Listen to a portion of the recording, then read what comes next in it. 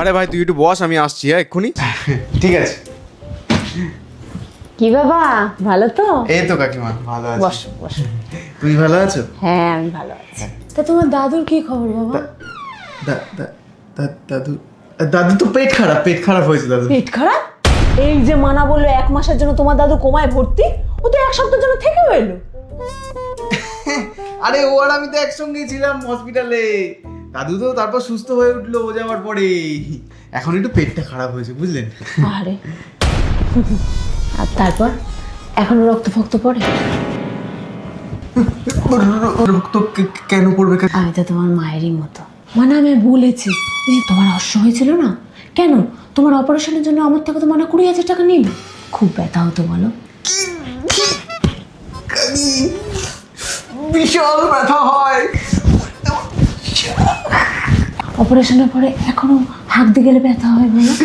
কাকি এত ব্যথা হয় আমি 10 দিন তো হাঁকতেই পারিনি অপারেশনের পরে। ভাই হলো বাইরের তেলে ভাজা আর খেও না। না কাকি আর খাবো না বাইরের তেলে ভাজা।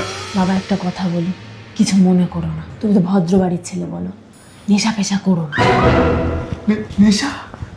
আমি জানি কালকে রাতে তোমায় পুলিশ তুলে নিয়ে গেছিল, আমার মানাই তো তোমাকে ছাড়াতে ও রাত হয়ে গেল। এরপর থেকে পুলিশ তুলে নিয়ে গেলে আর আমার মানাকে ফোন করো না, ওর বাবার জানো তো পাড়ায় একটা সম্মান আছে। ঠিক আছে কাকি, এরপর থেকে আমি আর কোনো দিন নেশা করবো না। খুব ভালো ছেলে। ভাই হলো অনেক দূর যেতে হবে ভাই। তা বউ কেমন আছে বাবা? বউ? কার বউ? তোমার? তুমি তো পালিয়ে বিয়ে করে নিয়েছো। দেখো বিয়ে করেছো ঠিক আছে, কিন্তু এখনই বাচ্চা কাচ্চা নিয়ে নাও। কারণ দেখো সংসার চালাতে গিয়ে আমার ছেলের কাছে হাত পাচ্ছ, আবার বাচ্চা কাচ্চা হলে কত খরচা বলো। তার থেকে একটা চাকরি বাকরি করো, তারপর বাচ্চা নিও। ঠিক আছে কাকি। ভাই তুই কি বেরোবি না ভাই? হ্যালো, হ্যাঁ গো, হ্যাঁ বাড়ি আসছি কাকি, আসছি। হ্যাঁ বউ ফোন করেছি। বাচ্চা কাচ্চাগুলো বইয়ের আঁচলে আটকা পড়ে গেছে।